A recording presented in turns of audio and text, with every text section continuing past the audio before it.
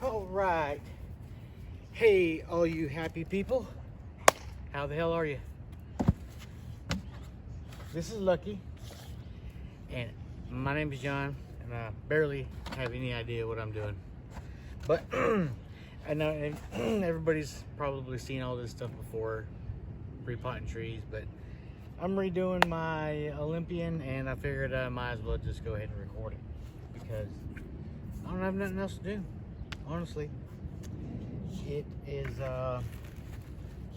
Monday, and getting ready to bring some kids back to their daddy. Their my wife's son. We're bringing him back to his dad's. I have a couple hours to do this. Hopefully, I can do this in a couple hours. And I'm gonna take y'all along for the ride. So I got me some new pots. These things are pretty flimsy, by the way. I can't remember where I got them, but I only paid like $6 for them. And that's what I'm gonna use for now. And hopefully they'll last at least 2 years, which I don't know about that because yeah, I just bend it like that. I don't know. We'll see. Let me take this thing out here and show y'all the roots I have going. Oh, you know what? I thought I had this in a self-watering pot, but I don't. So, I got these back in July.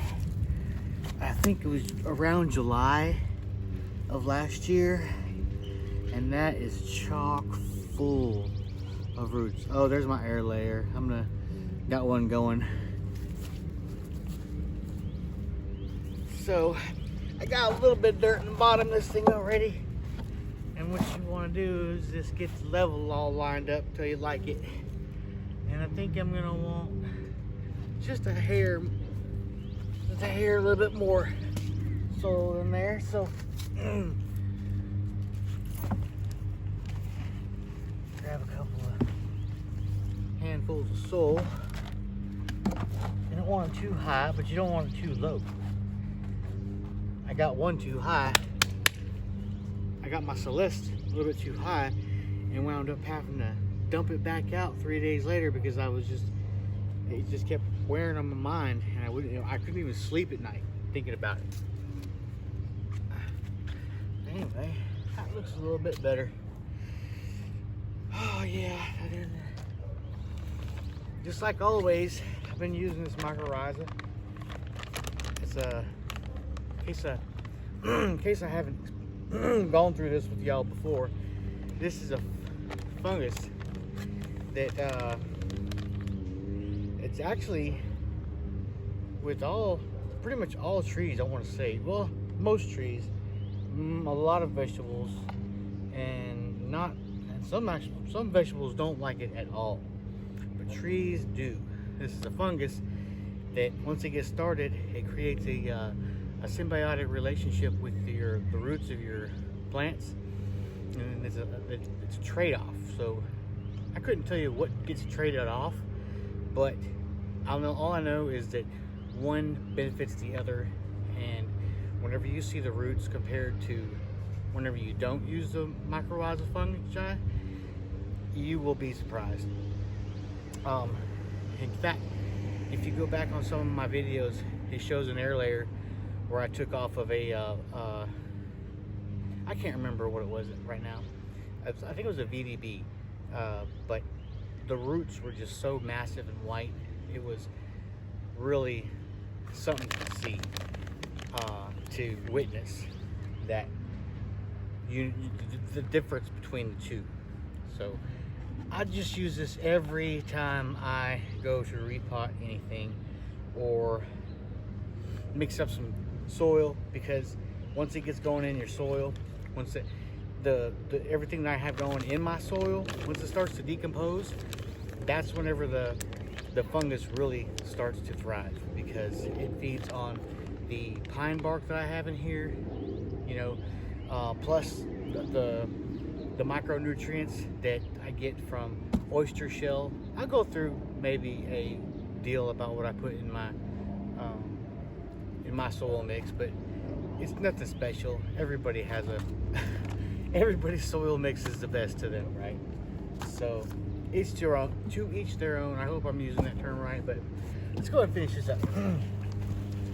Anyway, so these are 15-gallon pots I just got, and yesterday I did the what the heck is this right here? Negro Dog Day. I did the Negro Dog Day yesterday, and it went so smoothly, but it was late in the day, and I wanted to get this one done yesterday, but it didn't happen, and I didn't record that one, so I figured I'd record this one while I ain't got nothing really to do. I mixed up all this soil yesterday, and for the most part, it is a third a decent potting soil. I did use Miracle-Gro. I mean, you can make your own potting soil, and there's a ton of different formulas or mixes on what people put in theirs. But mine is basically a third Miracle-Gro, a third compost. Actually, it's the Black Cow manure compost that you can get from Home Depot or Lowe's. You know, for the longest time, I didn't think Home Depot carried it because I went by there, I couldn't find it. But it's the Black Cow compost. It's in a yellow bag. Y'all know what I'm talking about. Anyway, or whatever kind of compost you want. So where was I at? A third regular garden mix or soil, potting soil, a third compost, and then almost a third pine bark. Fine pine bark, not pine bark nuggets that people use for mulch. It's the just fine pine bark. Sometimes it's a little finer than other times. Like this time, whenever I got it, it was super fine, and I was almost wondering if I should have gotten something else, but it worked out pretty good. And mainly, the pine bark, I think, creates a really good drainage situation. And then, after a while, I think when it starts decomposing, you get the benefits of the mycorrhizal fungi, and then just the decomposition of the the plant matter itself, all the carbon in the soil. And then, oh, that's a little bit hefty. I'm going to get a couple of these out there, all around that root area. This is gonna start to decompose or break down after a little while. And now I'm going to hit it with some fish emulsion, which I wish I would have mixed that part up too, because not only am I going to use the fish emulsion, I have my natural fertilizer that I mix up with grass and in a 5-gallon bucket, and it's been sitting there decomposing, I don't know, a few months now, but it's getting right now, and I believe it's in its peak form, and hopefully here in the next few months we'll be able to see the benefits of what I mixed up there, plus the benefits of the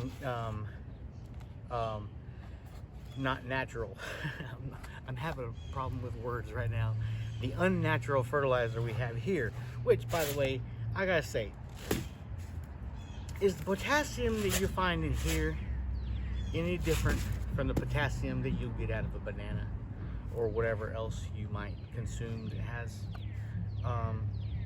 adequate potassium for your liking? I dare say not. I don't think so.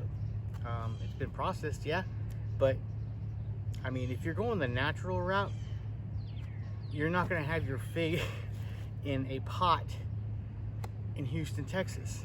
It's going to be somewhere in the Mediterranean, growing on in some high, I don't know, whatever shell, high shell content. You know, whatever they have them in the Mediterranean. It's not here in Southeast Texas, to tell you that.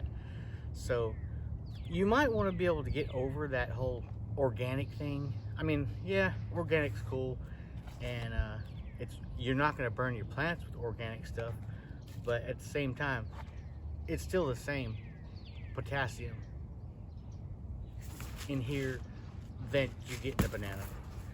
That's all I'm saying. And that's my Olympian potted up into a 15-gallon container, which I won't have to do anything with this for the next 3 years, hopefully, if this little thin pot makes it. So, again, if you've made it this far, I do appreciate it. Thank you for your attention. And just remember, I'm going to go ahead and close it with this one. There was the ancient Chinese proverb. I misspoke last time too, because I said it was a Japanese proverb, or some Japanese guy said it. It was not a Japanese dude. It was a Chinese. It's from a Chinese proverb that says that the best fertilizer is your shadow. So just remember that. That's me tuning out. Peace, y'all.